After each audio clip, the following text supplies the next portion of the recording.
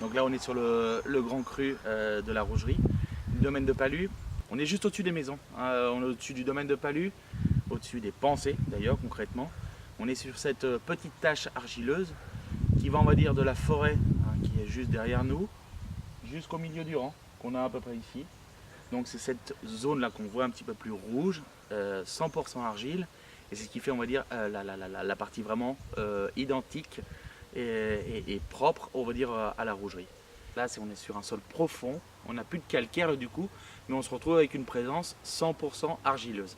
Donc c'est ça vraiment la grande différence et l'originalité, et surtout la partie exclusive de la Rougerie, parce que ce petit sol de cette tache de pure argile, elle est vraiment présente juste ici sous nos pieds.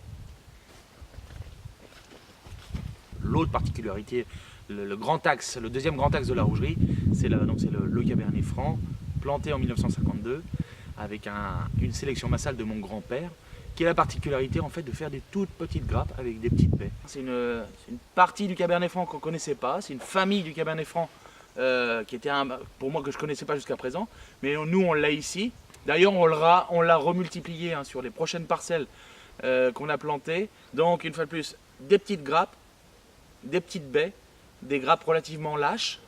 Et donc ça va être, on va dire, la partie végétale, la particularité du Cabernet Franc de la Rougerie.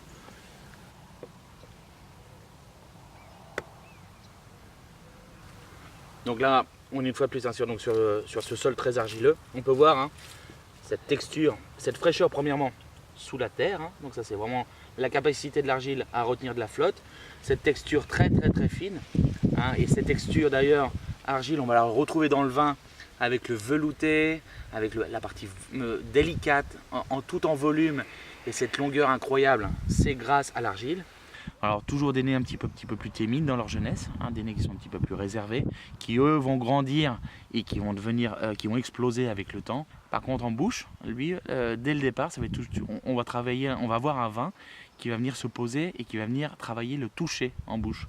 Donc c'est toujours des choses très délicates, une partie suave en attaque, un volume ensuite qui va arriver en milieu de bouche, et on va terminer par un côté très onctueux qui est toujours, on va dire une fois de plus, la signature de l'argile.